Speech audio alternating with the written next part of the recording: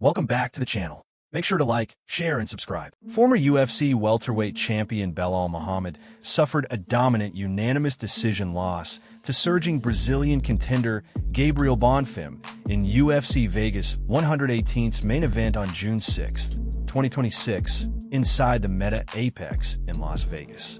Muhammad is now riding a 3-fight losing streak, the longest skid of his professional career. Bonfim swept the scorecards 50-45 across all three judges and credited his team after. Our game plan worked. I was able to neutralize his game. We put it to perfection. Hours after the loss, Muhammad posted on social media, "Alhamdulillah for everything. Too blessed to be stressed. You don't find out who you are when everything goes your way. You find out when it doesn't. Grateful for the journey, grateful for the lessons. I'll be back." Current AccuWeather forecasts show a 65% chance of rain and a 39% chance of thunderstorms during the UFC White House event on June 14th. A cancellation due to thunderstorms wouldn't just be costly. Estimates suggest around $60 million has already been invested in putting this card together. It would also delay two highly anticipated matchups: Pereira's historic 3-division title shot against Cyril Gane and Tapiria's title unification bout with Justin Gaethje. The Weather Channel is predicting scattered thunderstorms in the DC area around the 8 p.m. Eastern Time start time. UFC Freedom 250 is set to take place in front of 4,300 people on the South Lawn, with another 85,000 tickets issued for a viewing party at the nearby Ellipse. Dana White has said the show will go on through rain or snow, but lightning is the one exception. The only thing. Nothing will stop this show going that night. It can rain, except lightning. Fans and media are in meltdown mode over the possibility that one of the most expensive events in UFC history gets wiped out by the weather. The UFC dropped a bombshell announcement on June 7th, 2026. They're completely scrapping the current media-voted ranking system. New system will be based entirely on measurable performance, evaluating actual fight results, not human opinion. Dana White has been a vocal critic of the existing system for years, frequently complaining about rankings being bullshit. UFC stated, based on measurable performance instead of opinion or popularity. Fighters and media immediately began debating the implications, some excited, others concerned about losing subjectivity. Fan reaction split, some celebrating the death of rankings manipulation, others questioning what metrics will be used. This is being called one of the biggest structural changes in UFC history.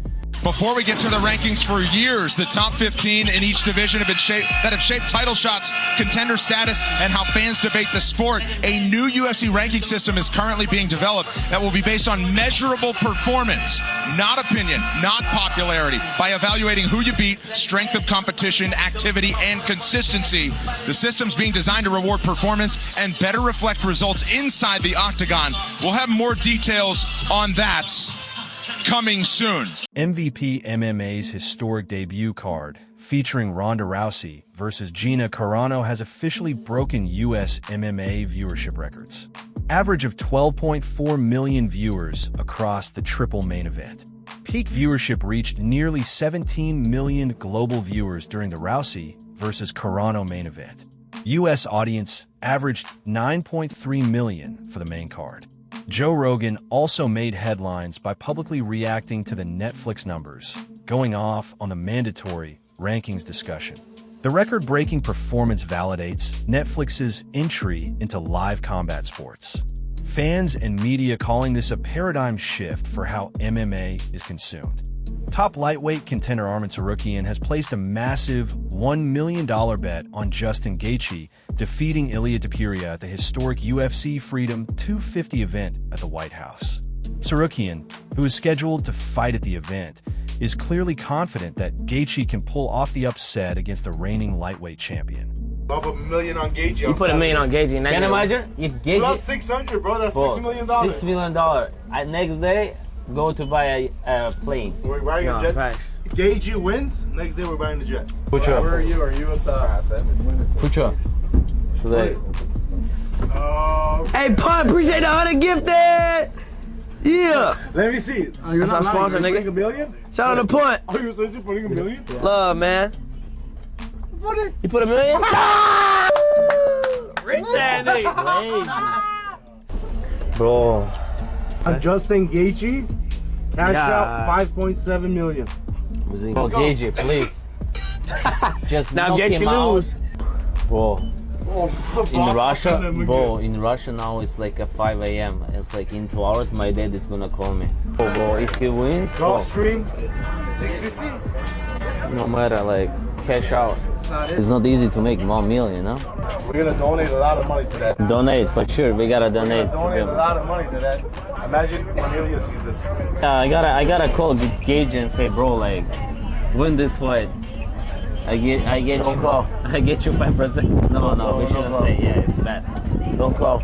Dana White appears on the June 8th, 2026 issue of Time magazine, major mainstream media feature. Article details how White grew UFC to a $1.5 billion operation. Covers his work with President Trump to stage UFC Freedom 250 at the White House. Published today, June 8th, 2026, extremely fresh coverage.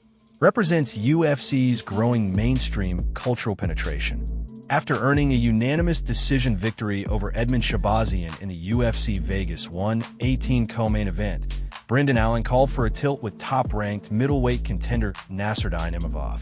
If he can't get that matchup immediately, Allen said he'll target the winner of a heavily rumored scrap between Dricus du Plessis and Kamaru Usman. In doing so, Allen appeared to suggest that du Plessis versus Usman is already booked, effectively leaking an unannounced fight. Allen earned Fight of the Night bonus honors for his performance against Shabazian. BJ pinned Bloody Elbow. So I think Edmund's a better version of him, and I think I get Sean out of there and new, but you never know. So if not, like I said, let me and Nasruddin fight. If Nasruddin wants to sit out and wait, that's fine. Let me fight the winner of Usman and Dricus in October, maybe early November at the worst. So we'll see. Right now, I'm going to go get these injuries checked. I'm going to talk with Hunter, and we'll see what's next. Huge controversy is shaking the MMA world right now. A lawsuit has been filed to stop UFC Freedom 250 from taking place at the White House on June 14th. The plaintiffs claim the event is an illegal use of government property to benefit a private company, the UFC. They also point to reports that Donald Trump owns stock in UFC's parent company, TKO, and argue he could personally benefit from the event. The lawsuit even challenges the massive clause structure built on the White House grounds, claiming it was never properly authorized. The Trump administration has fired back, calling the lawsuit baseless and saying the event is no different from other White House gatherings. With an emergency court ruling expected soon, the MMA community is completely divided as everyone waits to see whether this historic UFC event will actually happen. There is an 11th hour attempt to stop the UFC fight at the White House. A challenge filed in court here in Washington, D.C. by two community organizers seeks a court order to intervene. The organizers are both from Virginia, one of whom is a military veteran, and they argue the event, the UFC fight on White House grounds, is not only unlawful, but, quote, deeply corrupt. Their 35-page complaint, filed this weekend, says that Trump ally, UFC executive Dana White, close friend, close ally of the president, is enjoying what none have enjoyed before: unfettered access to the White House and Lincoln Memorial to stage a private, for-profit sporting event. What's more, it says there are reportedly packages, VIP packages, selling for between $1 million and $1.5 million per head. A for-profit venture on the sacred historic grounds of the White House.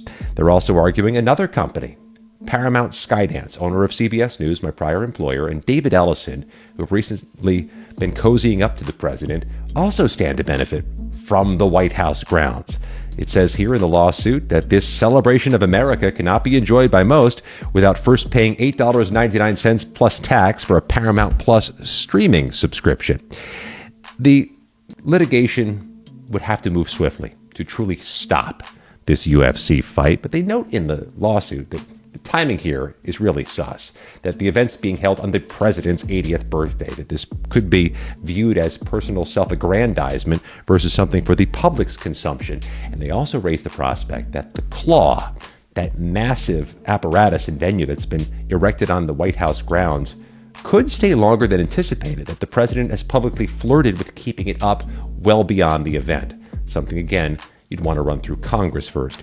And page 15 of this lawsuit includes words I've never read in a civil complaint before in federal court. They note some of the recent quotes from some of the UFC contenders, fighters, about each other. A lot of trash talking, some of which is misogynistic.